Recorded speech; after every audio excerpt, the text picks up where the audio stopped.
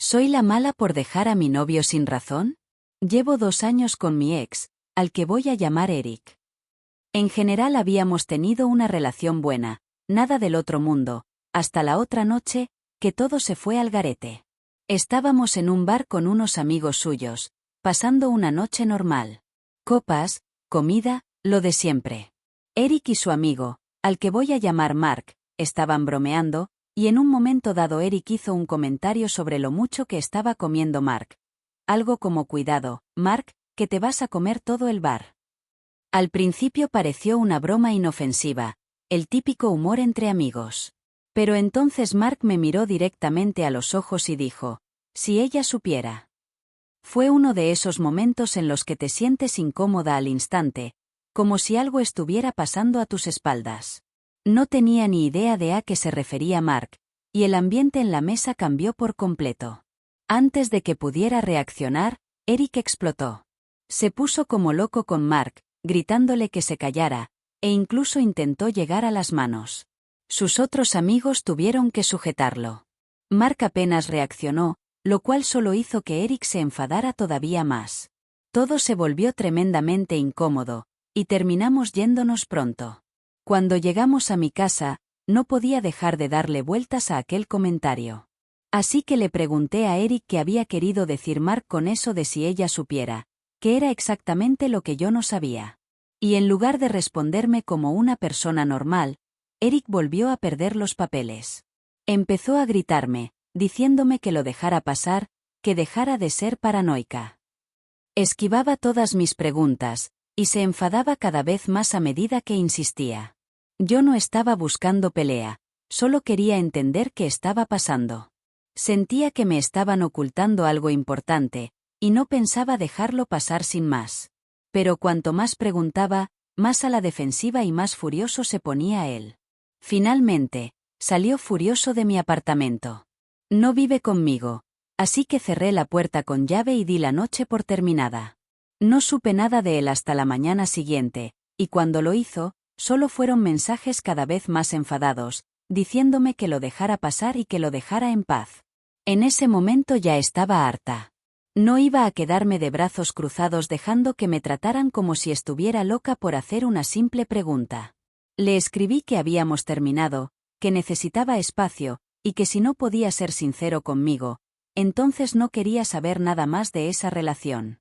Ahí es cuando la cosa empezó a ponerse mucho peor.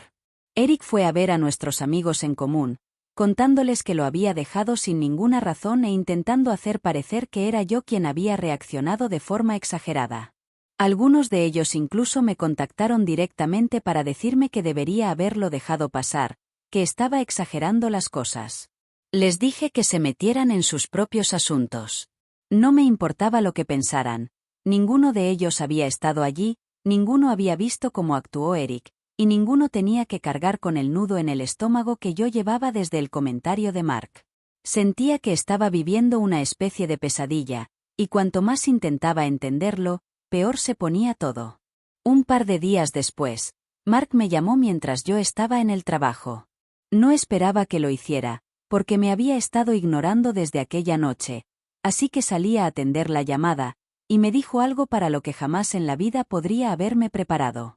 Me contó que Eric llevaba tiempo poniendo semen de otros hombres en mi comida, en mis bebidas, en mi champú, en mi acondicionador e incluso en mi pasta de dientes. No estaba exagerando, no estaba siendo dramático. Eso fue exactamente lo que me dijo Mark. Al parecer, Eric se había estado acostando con hombres al azar, haciendo que eyacularan en vasos, y después usándolo en mi comida y mis bebidas como si fuera una broma enfermiza. Incluso mientras lo escuchaba, no lograba creerlo. ¿Quién le hace eso a alguien?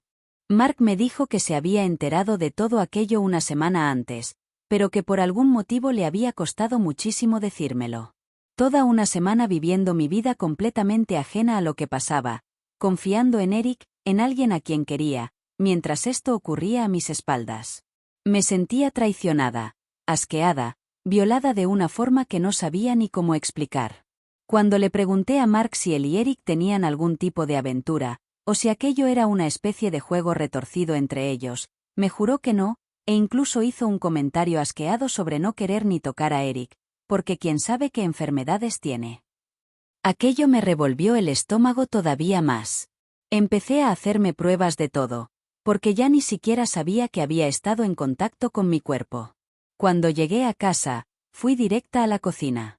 Mark me había dicho que mirara debajo del fregadero, y ahí estaban los vasos, escondidos detrás de los productos de limpieza.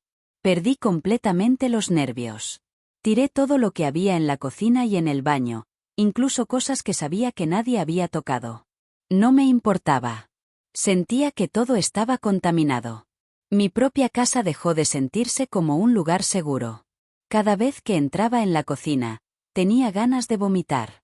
No conseguía funcionar sin que mi mente se fuera a los lugares más oscuros, pensando en todas las veces que no había tenido ni idea de lo que estaba pasando delante de mis narices. No tenía ninguna prueba sólida de nada de aquello. Solo contaba con la palabra de Mark y aquellos vasos asquerosos, y me sentía completamente impotente. Todo esto me afectó a la cabeza de formas que ni siquiera sabría explicar bien.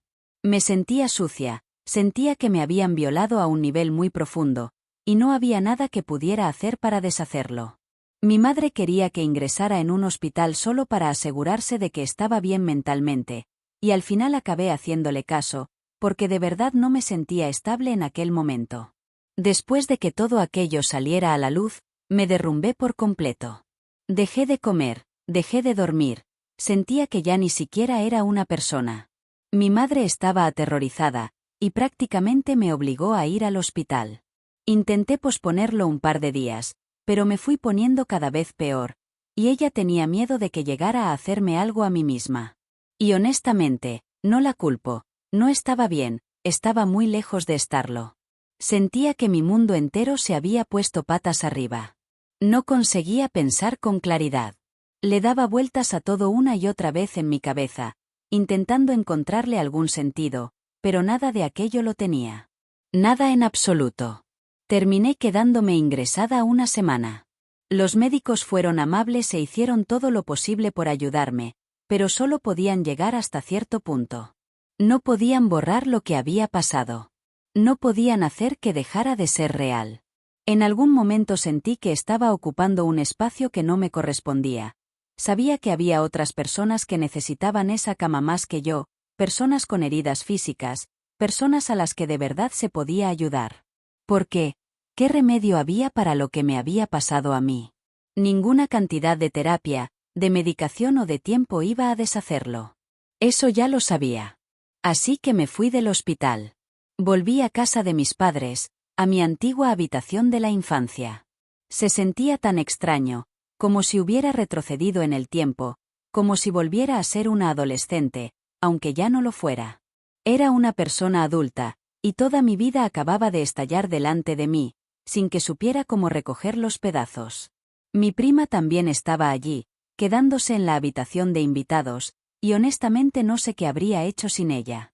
Es prácticamente mi hermana, y no se separó de mi lado desde que llegué. Sabía que estaba preocupada por mí, aunque intentaba disimularlo. No la culpaba, yo también estaba preocupada por mí misma. La policía se tomó las cosas muy en serio. Tenía miedo de que se rieran de mí o me dijeran que estaba loca, pero no fue así. Se lo noté en la cara, me creyeron. Fueron a hablar con Mark para conseguir la historia completa, ya que me había bloqueado justo el día después de contármelo todo. Aquello me dolió más de lo que esperaba. Pensaba que era mi amigo, que se preocupaba por mí. Pero en cuanto las cosas se pusieron difíciles, desapareció. Y por fin conseguí conocer la historia completa. Aquella noche, mientras Mark y Eric bebían juntos, Mark fue a cambiar la música en el teléfono de Eric. Mientras lo hacía, apareció un mensaje de Luis, uno de los amigos que después me acusó de estar reaccionando de forma exagerada. El mensaje decía: «Buenas noches, te quiero», con un emoji de corazón. A Mark le pareció raro, porque Luis y Eric nunca habían sido especialmente cercanos, así que siguió mirando las notificaciones y se encontró con un montón de mensajes de una aplicación de citas para hombres. Al principio pensó que quizá era una broma. Según le explicó Eric más tarde, demás jóvenes solían usar ese tipo de aplicaciones en plan broma cuando se quedaban a dormir juntos. Pero cuanto más seguía mirando, peor se ponía todo. Había demasiados mensajes. Mark sintió que se le caía el alma a los pies. Nunca había sospechado que Eric fuera realmente gay, ni siquiera se le había pasado por la cabeza. Pero en ese momento, todo empezó a encajar. Y entonces cayó en la cuenta de otra cosa: él había confiado en Eric. Se había cambiado de ropa delante de él. Había dormido a su lado. Había compartido con él muchísimas cosas. Y de repente se sintió profundamente violado también él. Así que lo confrontó. Fue entonces cuando Eric se derrumbó. Empezó a llorar, suplicándole a Mark que no me contara nada. Le contó todo, cada detalle repugnante. Mark se quedó allí de pie, completamente paralizado, sin saber qué hacer. Le dijo a Eric que se calmara y se fuera a dormir. Eric acabó desmayándose por la borrachera, y a la mañana siguiente ninguno de los dos volvió a hablar del tema. Pero después, esa noche en el bar, cuando Eric hizo el comentario sobre la comida, sabiendo perfectamente que Mark había tenido problemas con su imagen corporal toda la vida, aquello fue la gota que colmó el vaso. Ese fue el verdadero punto de ruptura. Por eso Mark reaccionó como reaccionó. Por eso explotó de esa manera. Y en cuanto a Eric, después de que todo saliera a la luz, se derrumbó por completo. Su madre contaba que no comía, que no se duchaba, que apenas salía de su habitación. Ella pensó que solo estaba procesando lo ocurrido, así que lo dejó tranquilo.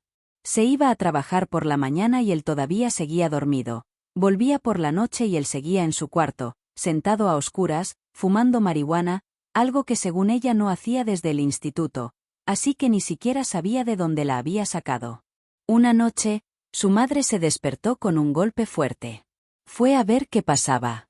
Y fue entonces cuando lo encontró. Se había ahorcado del ventilador de techo. El peso debió de ser demasiado, porque todo terminó cayendo al suelo, y fue así como su madre lo encontró. Sola. Ni siquiera sé cómo procesar aquello. Por mucho que lo odie, por mucho que siempre vaya a odiarlo, sentí muchísima pena por su madre. Ninguna madre debería tener que encontrar así a su hijo. Nadie se merece pasar por eso. No pienso seguir adelante con ninguna investigación más. No me quedan fuerzas para eso, y su familia ya ha pasado por suficiente. Y, siendo sincera, su muerte fue de alguna forma mi cierre. Sé que suena horrible, pero es la verdad. Era una persona terrible. Me destrozó la vida. Me contagió el VIH. Nunca volveré a ser la misma persona que era antes. Voy a cargar con esto durante el resto de mi vida. Ojalá no lo hubiera conocido nunca. Y luego está Luis. Se ha escondido por completo. Ha bloqueado a todo el mundo, evita cualquier tipo de contacto. Al principio no entendía por qué, pero ahora sí lo entiendo. Estaba metido en todo esto. Era uno de ellos. Ni siquiera lo había considerado al principio, pero, por la forma en la que actúa ahora, es evidente. Todavía hay mucho más detrás de todo esto, sobre todo cosas relacionadas con la policía, con la familia de Eric, que quería que asistiera al funeral, y con toda la situación de Luis. Pero prefiero quedarme aquí.